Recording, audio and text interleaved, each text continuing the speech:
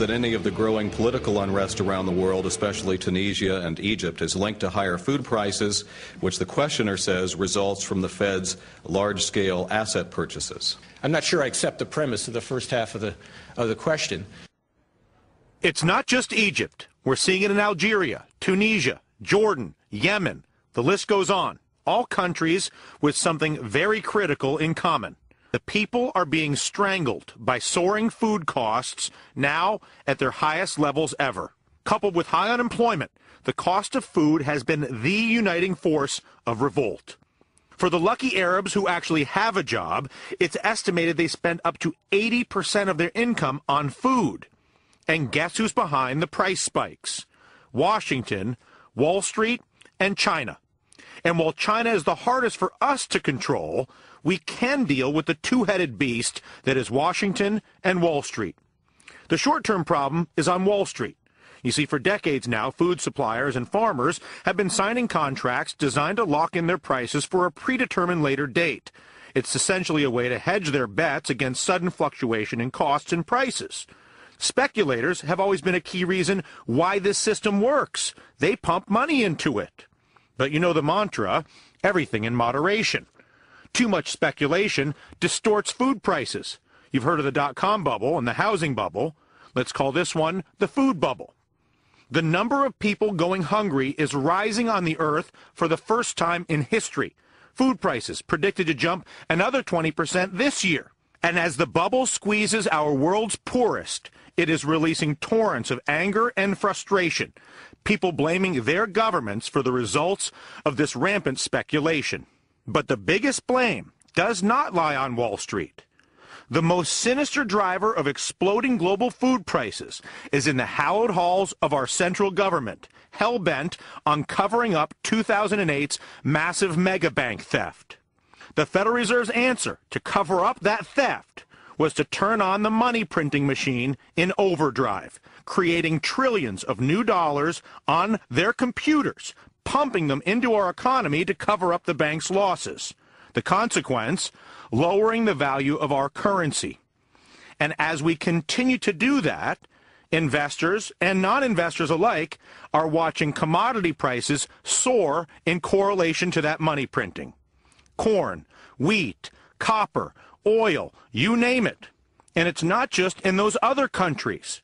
So whether you're cursing food and gas prices at home this summer and wondering why, or you're a stunned observer of the unrest in the Middle East, realize both are the direct result of a pay cut from money printing as your government remains hell-bent on propping up the mega banks. And to further help us connect the dots, I want to bring in Bill Fleckenstein, hedge fund manager, investor based in Seattle, somebody expert on all of these variables. Bill, and how closely does the money printing policies of our central bank correlate to the overall rise in commodity prices?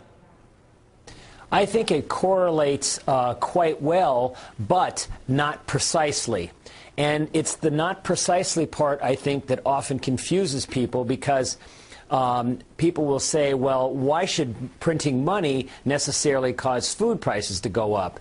And that is the problem with printing money. When you create money out of thin air, you don't know where it will go. We saw it go into stocks in the stock bubble. We saw it go into real estate in the real estate bubble, and now it's going into commodities and other things.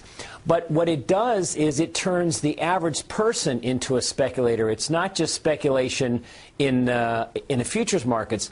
There have been stories in all the papers about how farmers in China holding back their cotton crop to businessmen who make cotton shirts buying in advance. When people believe that the money will no longer be good, they put it into things. And when those things are food and you have crop disruptions, then you start to see what's happening, and then you get the dominoes start to tip over like we're seeing now. And I want to talk about our own dominoes and the relationship between America's mega banks, the political contribution system, where 40% of the political donations for both Republicans and Democrats come from the banks. So you have the giant banks as the bulk provider of money for politicians. You have the implicit and explicit support of the central government, both through tax code and money printing.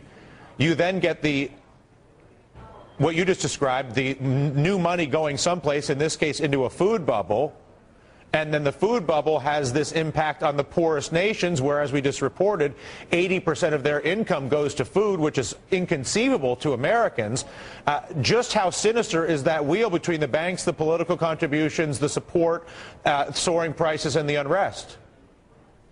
Well, it's extremely unfortunate, but it's how interests get aligned, because the groups of people that you mentioned who actually might be benefit from all this money printing, Wall Street banksters and all these other folks, they have lots of money and they do things with it and they get more money. It's the people that don't have any money that get pressured, and unfortunately they don't have a heck of a lot of clout. So money printing and the things that are done by our central bank and other central banks in the name of suppressing prices that are too low, i.e. fighting deflation, have now seen their unintended consequences in screaming agricultural and commodity prices and related prices. Because when psychology starts to change, then people modify their behavior and it gets into other sorts of prices. And it's all because we have a central bank that won't ever face its mistakes and always wants to print money to solve whatever the problem is. As more and more people in this country come to understand something that you've known and understood for years, something that many folks have been rapidly getting educated on since the financial crisis, what is the alternative, or what are some of the alternatives that could be entertained today instead of the money printing strategy that we're getting from our government now?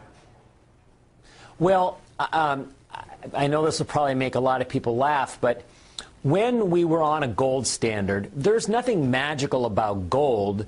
It was just a rule as to how much money you could create. And it had an elegant check and balance, because if you were a country that was doing things that the world thought improper from a monetary standpoint, gold left your country and you had to then tighten. So I know it sounds like I want to go back to Stone Age times when I mentioned the gold standard, but we need rules whereby the money is fixed in value and other things fluctuate. We have tried to make it so the economy and other things don't fluctuate, and we've turned money into being worthless.